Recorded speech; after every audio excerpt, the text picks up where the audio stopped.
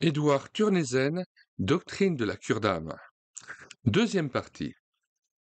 Nature et forme de la cure d'âme. Cinquième chapitre. Cure d'âme et entretien. Pages 73 à 82. La cure d'âme se pratique sous la forme d'un entretien qui part de la parole de Dieu et conduit vers sa prédication dans la communauté. Dans l'entretien de cure d'âme, comme dans tout ce qui se dit au sein de l'Église, l'éloquence naturelle de l'homme doit être mise au service de l'Esprit Saint pour que l'homme puisse réellement être interpellé par la parole de Dieu. Nous avons déjà parlé de la nécessité de la cure d'âme, de la juste perspective dans laquelle elle doit être exercée et de l'homme, son objet. Nous allons passer maintenant à la nature et à la forme de la cure d'âme authentique. Nous rappelons, une fois encore, que toute l'œuvre de l'Église peut légitimement être comprise comme soin de l'âme humaine. La prédication et les sacrements servent donc aussi à la cure d'âme. Mais il est également nécessaire et possible d'employer le terme de cure d'âme dans un sens spécifique pour désigner un moyen extraordinaire mis en œuvre à côté de la prédication et de l'administration des sacrements. Nous avons déjà trouvé ce sens étroit du terme chez Calvin, qui parle d'une admonitio privata ou exhortation personnelle.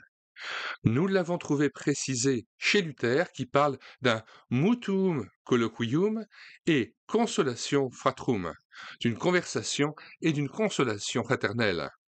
Nous avons constaté que Bucer l'a remis en vigueur. Nous avons vu aussi que le piétisme a fait de ce moyen d'action extraordinaire le centre même de toute l'activité ecclésiale, mais que ses adversaires, que nous avons appris à connaître surtout en Wilmar et Lohe, ont reconnu la valeur de ce moyen d'action et l'ont employé à leur tour. Une étude historique de la cure d'âme devrait faire ressortir ces relations et prouver la vérité de ce qui pour nous a valeur de principe. Dans l'esprit des fondateurs et pères de notre Église, la cure d'âme est vraiment ce moyen d'action, ce signe légitime et extraordinaire que l'Église se sait obligée d'instituer si elle administre fidèlement la parole et les sacrements. La parole et les sacrements exigent en effet la mise en œuvre de ce moyen d'action. Constatons tout d'abord que la cure d'âme, ainsi définie, se pratique sous la forme d'un entretien. Cette forme n'est pas arbitraire, bien au contraire. Il appartient à la nature même de ce moyen d'action d'être un entretien, de se réaliser sous cette forme. Voyons ce que cela signifie. Nous partirons d'une définition du langage contenue dans les 12 discours sur l'éloquence prononcés à Vienne en 1812 par le philosophe romantique Adam Müller. Il dit « L'âme n'est pas en elle-même plus noble et plus grande que la parole, mais la parole est le sceau divin par lequel seules toutes les pensées étranges, bizarres et diffuses de l'individu deviennent enfin des pensées sérieuses et authentiques. Ce que l'âme recèle de plus beau dans sa solitude reste simple vision et rêve, sans influence sur le monde, donc sans rayonnement positif, tant que ce n'est pas clairement énoncé, c'est-à-dire tant que ce n'est pas confirmé par le langage, cette réalité débordante de richesse où tous les siècles passés, toutes les générations, y compris l'homme seul et le plus misérable de tous, ont déposé pour nous le meilleur de leur vie. Et ainsi la pensée ne devient réellement pensée que par ce qui fait de l'homme un homme. En bref, il en est de la richesse de l'âme comme de toute autre richesse. Elle n'est une possession sûre qu'à partir du moment où elle devient un bien commun. Et cette transformation est réalisée par le langage. Hofmannsthal, Deutsches Lesebuch. Deuxième partie, page 132. Müller fait encore remarquer que le refus de se servir d'un langage clair et populaire entraîne la décadence de la vie publique. Et il place la philosophie et la vie devant des affirmations qui sont également valables pour le langage de la théologie et de l'Église. Il dit, par exemple, il arrive que nous nous servions du langage d'une façon despotique et autoritaire, comme s'il s'agissait d'une invention, d'une sorte de code ou de chiffre qu'on puisse modifier arbitrairement, quand la clé en est tombée aux mains de l'ennemi. À d'autres moments, en revanche, c'est le langage qui agit sur nous et qui, indépendamment de notre volonté, transforme, maîtrise et réfrène nos pensées au fur et à mesure que nous les exprimons. On ne peut mieux dire, ni avec plus d'enthousiasme, à quel point le langage et la relation d'homme à homme par la parole sont grands, vivants, vivifiants. Adam Müller considère toute la grandeur et la puissance des mouvements de l'âme en l'homme. Il nous demande alors, quelle est la meilleure manière, la plus pure, d'exprimer et d'actualiser les mouvements de l'âme qui sont en nous?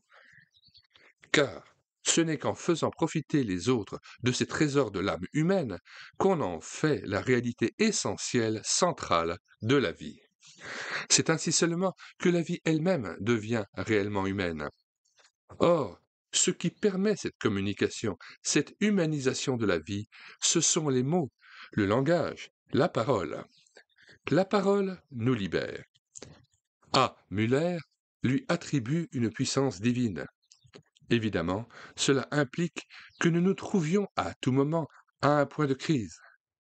Les mouvements de l'âme doivent, pour ainsi dire, passer par la porte étroite de la parole pour acquérir leur force et leur vie véritable. Mais l'âme accepte-t-elle de passer par cette porte? Se soumet-elle à la puissance, au contrôle de la parole?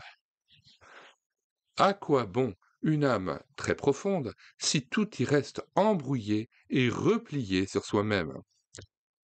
La parole, le langage seul, peuvent transformer ces remous spirituels confus en une vie de l'esprit à laquelle d'autres aussi peuvent participer. Redisons-le, ce n'est que parce qu'il peut parler et qu'il parle que l'homme devient vraiment homme. Cette conception, nous le reconnaissons, est proche du témoignage biblique. La possession du langage par l'homme caractérise la responsabilité de l'homme devant Dieu. Cette dernière trouve d'ailleurs son fondement scripturaire dans le fait que l'homme parle. L'homme possède la parole parce que, interpellé par Dieu, il est appelé à répondre à Dieu. En dernier ressort, le mystère du langage est donc identique au mystère de la personnalité de l'homme créé à l'image de Dieu. La suite du raisonnement de Müller est également dans la ligne de l'anthropologie biblique. Il dit en effet que la parole abolit notre solitude, car c'est par elle que nous entrons en communication avec notre prochain. De même, dans la Bible, l'homme, image de Dieu, est destiné à vivre en communion avec Dieu, mais aussi avec son prochain qui se tient à côté de lui devant Dieu. Cette communion est fondée sur la parole que Dieu nous adresse et qu'il suscite en nous. C'est ainsi qu'il faut comprendre ce que nous dit Müller de la possession de la parole comme signe déterminant de notre humanité. Mais nous devons nous souvenir que ce sont là paroles de romantique. Il va de soi pour lui que l'homme possède la parole. D'après Müller, l'homme la porte en soi comme le signe naturel de son origine divine. Or, nous avons appris que pour manifester son existence d'âme vivante devant Dieu, il ne suffisait pas à l'homme de posséder une personnalité et par conséquent la parole, d'être en quelque sorte, de par sa nature même, orateur et poète. En effet, l'homme tout entier, l'homme dépositaire de la parole, est soumis au péché. En dépit de sa maîtrise du langage, il ne peut plus, par lui-même, adresser la parole à Dieu ou entendre la parole que Dieu lui adresse. Son langage n'est donc en aucune façon l'acte créateur qui lui permet de réaliser sa destination. La parole comme telle, prise isolément, ne signifie pas encore que l'homme soit devenu un homme au plein sens du mot, un homme qui se tient devant Dieu et qu'il soit parvenu à la libération et au salut de son âme. Il existe certes une doctrine théologique qui, comme Adam Müller et à la suite du romantisme, considère que la parole spirituelle dans la prédication et dans la cure d'âme représente l'acte salutaire dont il s'agit dans l'Église. Cette doctrine affirme, au point de départ, que l'homme possède naturellement la parole. C'est elle qui est son lien original avec le Créateur. Cette maîtrise de la parole, actuellement obscurcie par le péché, peut être rétablie par une mesure que l'homme doit prendre. De quoi s'agit-il? De rattacher la parole humaine au trésor de la foi de l'Église et à la vie de la foi qui en découle. Dans la mesure où quelqu'un vit dans la communauté et se laisse réveiller par elle en son âme et conscience, il récupère la possession naturelle de la parole, corrompue par le péché. Et une fois réveillé par les paroles divines qui circulent dans la communauté, il peut découvrir et réveiller la parole divine en soi-même. Ainsi, dans et par l'acte de sa parole, l'homme peut devenir un homme ayant véritablement retrouvé son caractère divin. Nous pensons à F. Schleiermacher. C'est exactement ce qu'il affirme dans le célèbre passage de son 4e discours sur la religion, quand il parle de la parole du prédicateur dans le cadre de la communauté. Le prédicateur est le virtuose qui, par sa parole, exprime la vie spirituelle de la communauté et l'injecte, entre guillemets, ainsi à ses auditeurs, étant lui-même rempli et mu par elle de façon particulièrement puissante. Nous pensons aussi à un contemporain de Schleiermacher, un peu plus jeune que lui et très proche de sa pensée, Alexandre Vinet, qui, dans sa doctrine et sa pratique homilétique, c'est-à-dire liée à la prédication, accorde un rôle très grand au sentiment religieux et à la maîtrise de la parole naturelle à l'homme. Pour les pères de notre Église, la parole du prédicateur est liée très étroitement à la parole de Dieu dans l'Écriture sainte. Elle ne devient véritablement vivante que sous l'action du Saint-Esprit, qui est un esprit libre et souffle où et quand il veut. Chez Schleiermacher, on ne trouve aucune référence à la parole ni à l'Esprit de Dieu dans les passages les plus significatifs de ses discours. Tout repose sur la maîtrise de la parole que possède le prédicateur. Ce n'est pas pour rien qu'on a pu mettre Schleiermacher au rang des mystiques. Devinez, ce qui compte pour lui, c'est la question de conscience, de conviction personnelle. Il la considère comme une instance divine, inhérente à l'homme, par laquelle l'orateur doit se laisser guider. Ce n'est certes pas par hasard que Vinet a appelé ses prédications non pas sermons, mais discours religieux. Ce sont en effet des discours qui, en général, sont moins une exégèse que l'exposé de différents thèmes. Il est indéniable que ce remarquable théologien présente lui aussi un très net caractère romantique. Dans le cadre de l'Église, la parole de l'homme est mise en question de façon particulière. Elle subit ici une crise à laquelle n'est pas soumise, dans le domaine profane, la parole du poète ou du philosophe. Il en est ainsi parce que la prédication et la conversation de cure d'âme, en tant qu'annonce de la parole de Dieu, sont une parole différente du parler naturel et profane. On peut se demander, est-il vraiment possible à l'homme pécheur d'entendre et de transmettre la parole de Dieu? Ce n'est pas le don naturel de la parole qui le lui permettra, car lui aussi est soumis au péché. On retrouve ici le contrôle auquel doit être soumise la parole de l'homme pour obtenir, et ceci par grâce, le pouvoir de transmettre légitimement la parole vivante de Dieu. Il s'agit là d'un contrôle et d'un mandat qu'ignore évidemment le philosophe romantique Adam Müller. Le terrain sur lequel il se place l'y autorise et l'en dispense, mais qu'ignorent malheureusement aussi les théologiens romantiques, et leur ignorance est lourde de conséquences. La parole de Dieu révélée dans l'Écriture sainte, voilà ce contrôle, cette limite dont dépend la puissance ou la vanité de nos paroles spirituelles. Je répète cette phrase. La parole de Dieu révélée dans l'Écriture sainte, voilà ce contrôle, cette limite dont dépend la puissance ou la vanité de nos paroles spirituelles. Elles doivent s'y soumettre sans condition et être justifiées par elles. Mais avant de poursuivre, relisons une partie du paragraphe précédent. On peut se demander, est-il vraiment possible à l'homme pécheur d'entendre et de transmettre la parole de Dieu? Ce n'est pas le don naturel de la parole qui le lui permettra, car lui aussi est soumis au péché. On retrouve ici le contrôle auquel doit être soumise la parole de l'homme pour obtenir, et ceci par grâce, le pouvoir de transmettre légitimement la parole vivante de Dieu. La parole de Dieu révélée dans l'Écriture sainte, voilà ce contrôle, cette limite dont dépend la puissance ou la vanité de nos paroles spirituelles.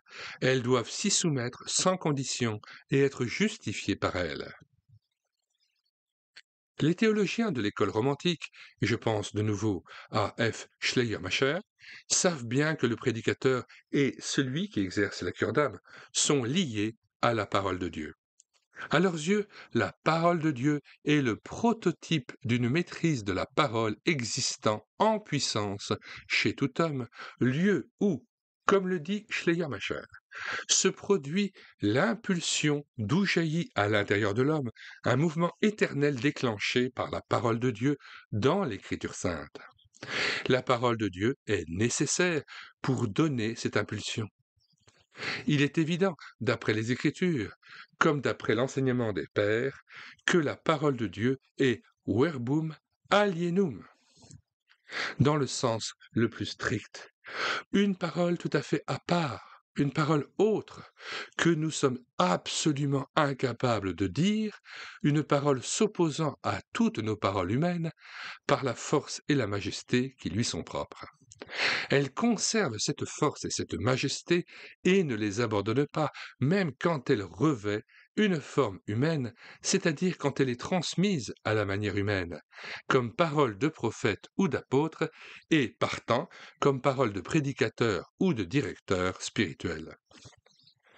Tout ceci sous réserve de la présence du Saint-Esprit qui intervient ici comme l'Esprit qui parlait aux prophètes et aux apôtres et qui vivifie perpétuellement les paroles humaines où et quand cela lui plaît.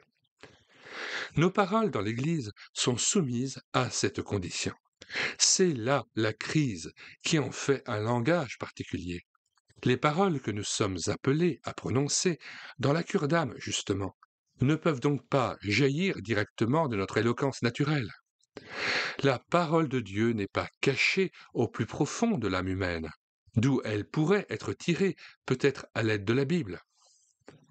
Il faut que nous nous décidions à parler et à recevoir le pouvoir de parler en nous servant évidemment de notre propre parole, mais de telle façon que nos paroles et notre éloquence soient entièrement au service de cette autre parole, de cette parole étrangère et de la puissance divine qui n'appartient qu'à elle.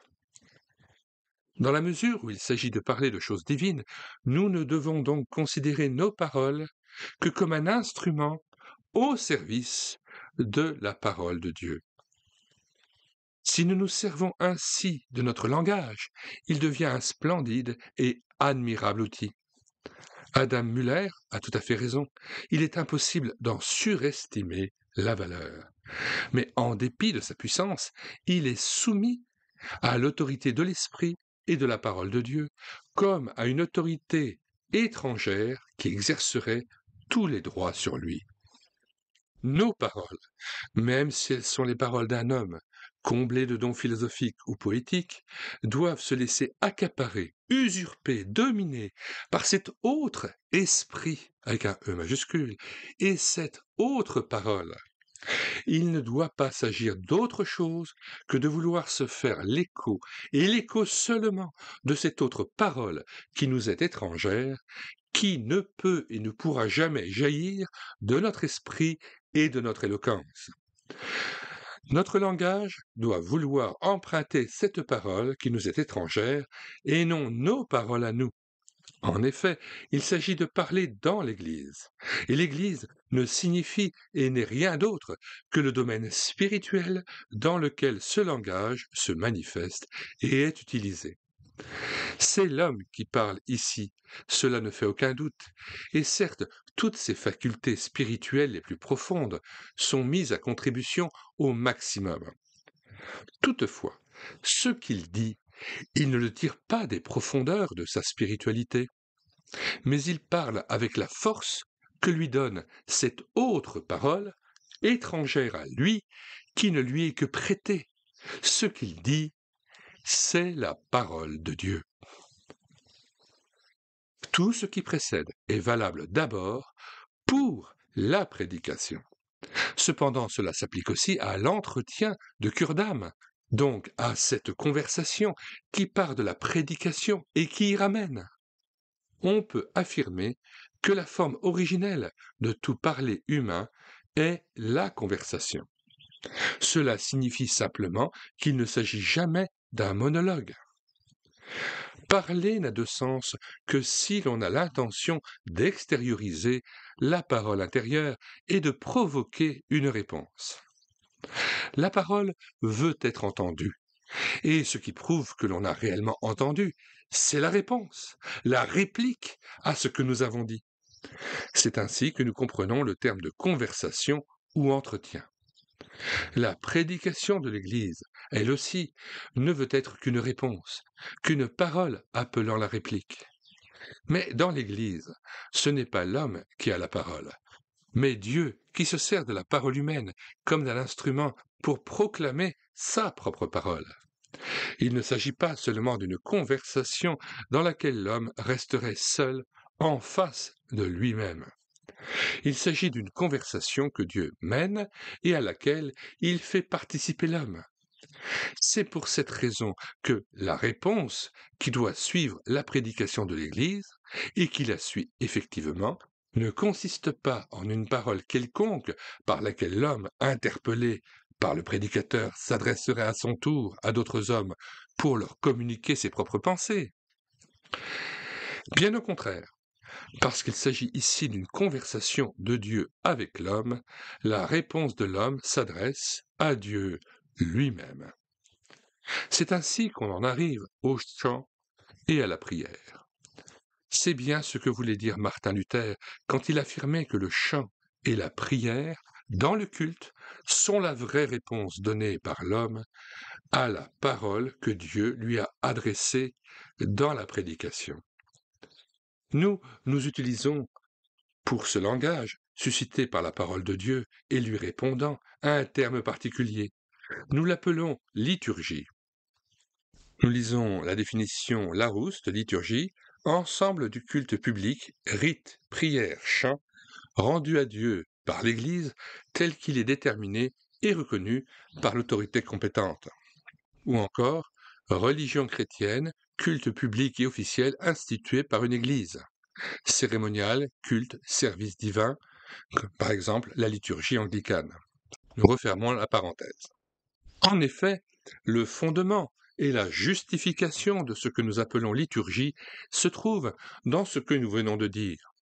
En aucun cas la prédication ne peut et ne doit rester seule. Elle ne peut pas et ne doit pas rester un discours isolé. Elle attend une réponse bien déterminée. Elle veut vraiment être entourée et portée par cette réponse. Le but de l'annonce de la parole de Dieu dans la prédication est en effet de faire réellement entrer les hommes en conversation avec Dieu, car la conversation est une communion. Et là où retentit la parole de Dieu, il s'agit de communion avec Dieu. Cependant, comme c'est Dieu qui devient ici l'interlocuteur, la réponse de l'homme adressée à Dieu ne peut être que prière ou chant, dans la mesure où votre chant aussi veut être prière. Cela signifie, nous le répétons, que notre réponse est une réponse liturgique, c'est-à-dire une réponse soumise à la parole de Dieu. À côté de cette conversation liturgique, dans son sens propre, prend place l'entretien de cure d'âme. Dans ce cas aussi, il s'agit d'une parole de Dieu prononcée d'une manière particulière entre deux hommes. Elle n'est plus communiquée sous la forme liturgique d'une conversation de l'homme avec Dieu, mais sous la forme profane d'un entretien entre deux hommes et dont le sujet est Dieu. Dans une conversation d'homme à homme, un homme transmet à un autre la parole de Dieu. L'interpellé la reçoit et y répond. Cependant, il ne répond pas par la prière et le chant, mais à son tour sous forme de conversation. Il s'agit d'une véritable conversation purement humaine. Mais cette conversation, elle aussi, se déroule dans l'Église. Elle aussi est soumise aux réserves concernant la parole et l'Esprit de Dieu, alors que ce n'est pas le cas pour nos conversations courantes. Extérieurement, elle ne semble pas du tout se dérouler dans le cadre de l'Église. Le cadre extérieur peut être une pièce d'appartement, une promenade, la rue, voire même, et pourquoi pas, un café. Cependant, vue de l'intérieur, cette conversation se déroule quand même dans le cadre, au sens spirituel, de l'Église, de la paroisse. En effet, dans ce sens également, il ne s'agit pas, pour ces deux hommes, de parler de Dieu en n'utilisant que leurs paroles naturelles et leurs propres mouvements intérieurs. Certes, le don de la parole et la vie intérieure sont des données nécessaires, mais au cours de leur conversation, les deux hommes s'efforcent d'entendre et de proférer la parole de Dieu. C'est ainsi seulement que leur entretien sera réellement dominé par le souci de l'âme et de son salut. Je dis les deux hommes, mais s'agit-il réellement des deux? La question se pose. Cependant, il faut, dès le début, soumettre la conversation aux critères suivants. Le contenu, le caractère d'un entretien de cure d'âme dépend du fait qu'au cours de cette conversation, si ce n'est dès son début, les deux personnes, celle qui parle et celle qui répond, sont ou se mettent petit à petit en face de la parole de Dieu. Si tel n'est pas le cas, si l'un des deux demeure étranger à la parole de Dieu, ou s'il ne la recherche pas et n'en éprouve nul besoin, s'il se ferme à la parole de Dieu, ou même la rejette, alors l'entretien a échoué. On a beau avoir essayé de parler ensemble de Dieu autrement que d'une façon purement profane, philosophique ou poétique, on a beau avoir tenté de parler ensemble de Dieu en partant vraiment de la parole de Dieu et en cherchant à y aboutir à nouveau. La tentative a échoué parce que l'un des interlocuteurs n'a réellement pas pu ou pas voulu suivre et s'est cantonné dans des considérations générales, dans des paroles purement philosophiques ou poétiques. Si l'on arrive cependant à dépasser ce terrain tout à fait profane sur lequel la conversation s'est engagée et à se placer ensemble sous l'autorité de la parole de Dieu, alors l'entretien de cure d'âme est réalisé. Il peut arriver ensuite que cet entretien se transforme de lui-même, presque inconsciemment et involontairement, mais très logiquement, en un entretien liturgique au sens propre de ce mot. On ouvrira la Bible, on la lira et on l'expliquera, on priera, on louera Dieu et on rendra grâce. En résumé, l'acte de cure d'âme se réalise sous la forme d'un entretien au cours duquel on écoute la parole de Dieu et on répond à la parole de Dieu. Et les deux interlocuteurs deviennent réciproquement, l'un pour l'autre, et tour à tour, des ministres de la parole de Dieu. Dans l'entretien de cure d'âme, comme dans la prédication, Dieu lui-même parle avec des paroles humaines, et la réponse qui lui est due, c'est que les deux interlocuteurs se placent sous l'autorité de la parole au lieu de rester confinés en eux-mêmes. L'entretien de cure d'âme n'a donc rien à voir avec cet autre entretien de nature romantique, entre guillemets, dans lequel un homme ne fait couvrir son cœur à un autre. Au contraire, il doit absolument être un entretien ecclésial, entre guillemets, dans lequel la parole de Dieu, retentissant au milieu de tous les mouvements de l'âme humaine, les pénètre et les détermine. Or, caractériser ainsi l'entretien de cure d'âme, ce n'est pas rejeter, mais bien plutôt accepter l'exigence de la philosophie romantique. Loin de le critiquer, nous approuvons le philosophe romantique qui accorde une très grande signification à la parole humaine. Nous le suivons encore dans son affirmation que la parole humaine est le lieu de rencontre de l'homme avec Dieu et qu'elle doit donc être célébrée comme l'événement qui fait de l'homme véritablement un homme devant Dieu. Nous aussi, nous pouvons dire cela, à la seule différence près qu'on ne pourra l'appliquer qu'à un entretien soumis à l'autorité et au contrôle de la parole et de l'Esprit de Dieu. Il ne faut jamais oublier qu'il ne nous est pas possible d'aller de nous-mêmes à la rencontre de Dieu dans nos paroles, de l'écouter et de le comprendre, à moins que Dieu, dans sa bienveillance, ne nous l'accorde. En dehors de cette liaison profonde et essentielle avec la parole et l'Esprit de Dieu, on ne peut prêter à notre parole ni cette grandeur, ni cette élévation. Cela signifie que, si l'on fait abstraction de l'Esprit de Dieu, nous pouvons toujours faire part à d'autres de ce qui nous est le plus profondément personnel, mais nous restons cantonnés en nous-mêmes, nous n'arrivons pas jusqu'à Dieu, nous n'arrivons même pas à une véritable communion avec autrui. Nous n'abolissons pas la solitude dans laquelle nous sommes enfermés l'un en face de l'autre, tant que nous nous contentons de partage réciproque.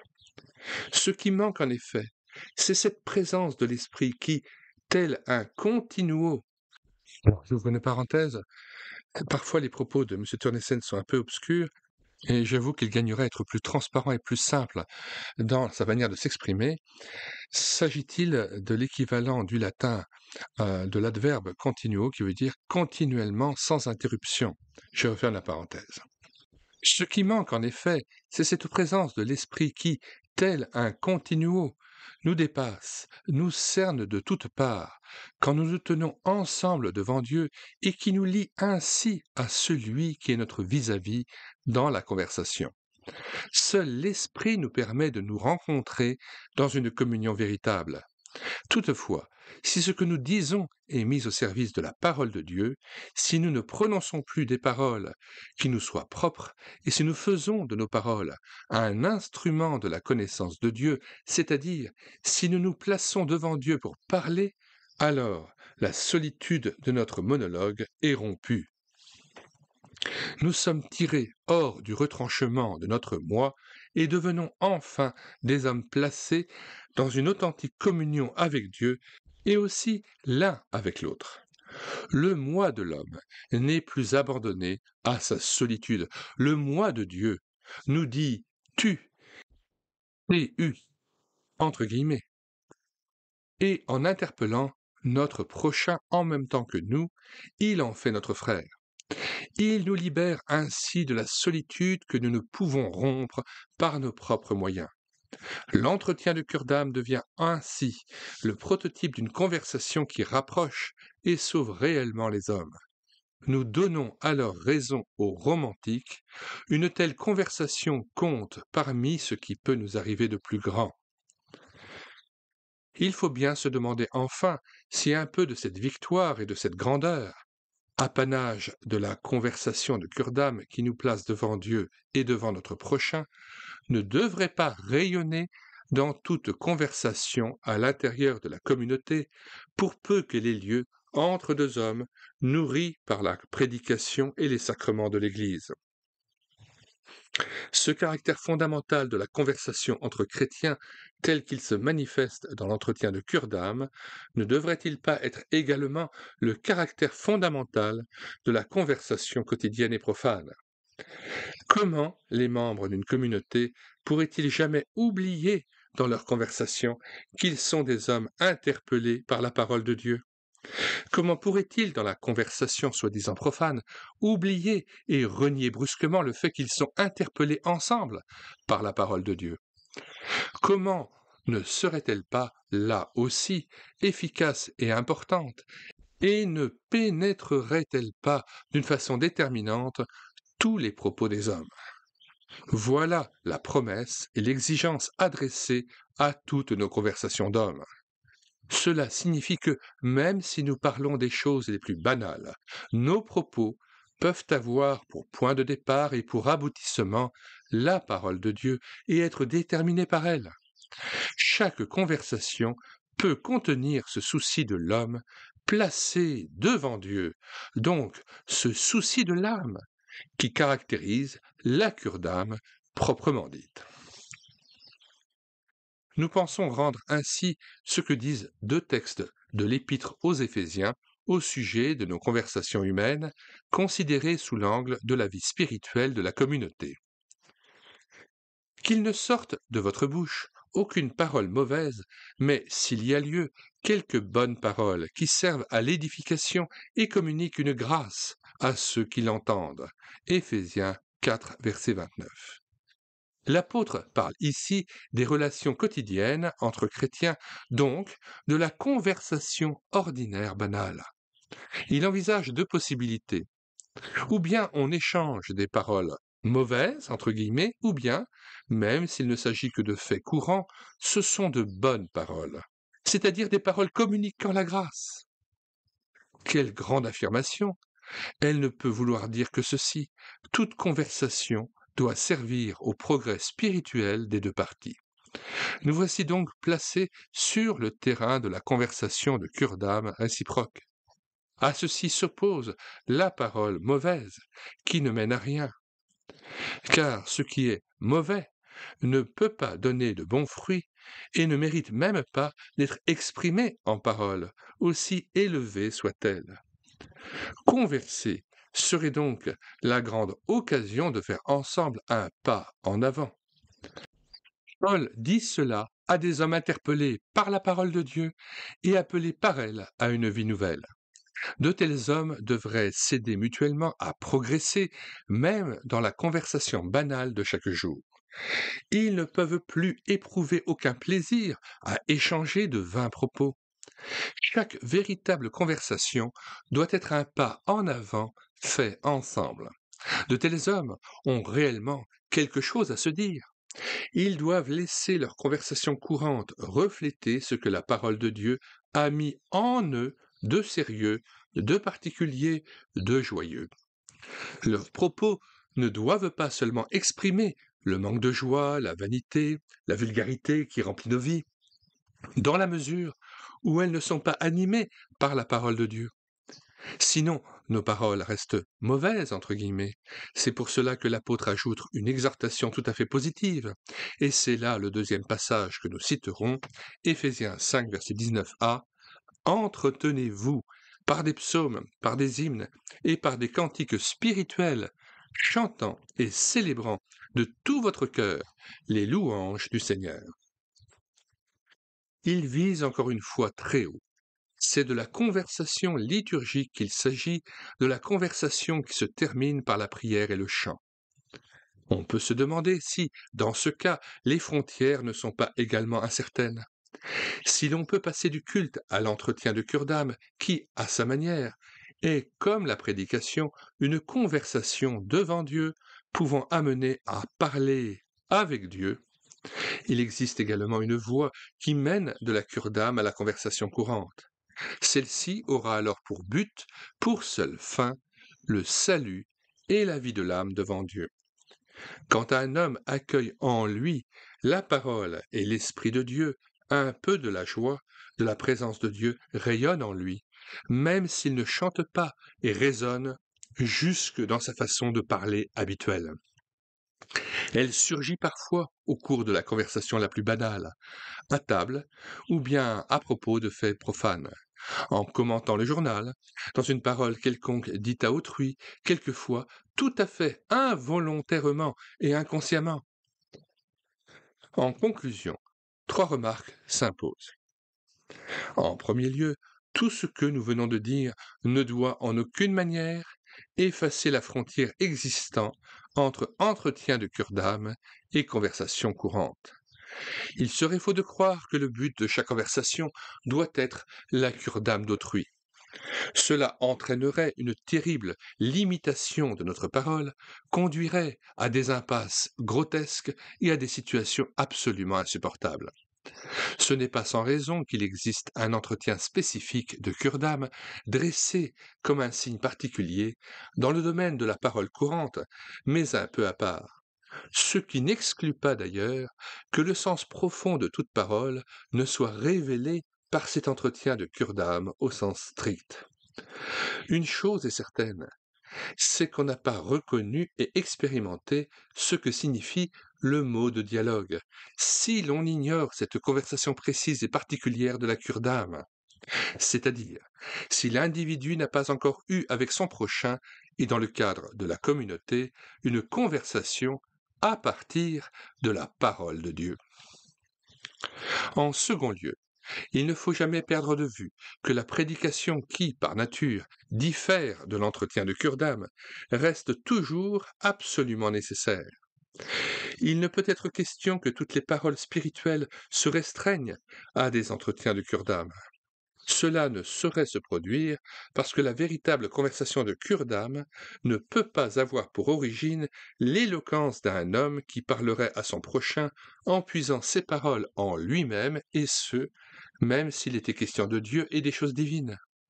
La cure d'âme n'est possible que si l'on part de la parole souveraine de Dieu, qui doit d'abord nous être annoncée avec la liberté et la force qui lui sont propres dans le témoignage des prophètes et des apôtres de l'Écriture sainte. Ce n'est qu'à l'ombre, ou mieux à la lumière, d'une telle prédication que peut avoir lieu une cure d'âme véritable. En dernier lieu, ainsi conçue, la conversation de cure d'âme sera toujours séparée par une frontière de toute conversation uniquement profane. Et ceci, en dépit du fait qu'elle prend place, pour ainsi dire, sans protection, au beau milieu des conversations profanes, ayant, contrairement à la prédication, l'allure d'une conversation banale et profane. Cette frontière se manifeste sous la forme d'une rupture qui apparaît dans la conversation de cure d'âme et qui la caractérise.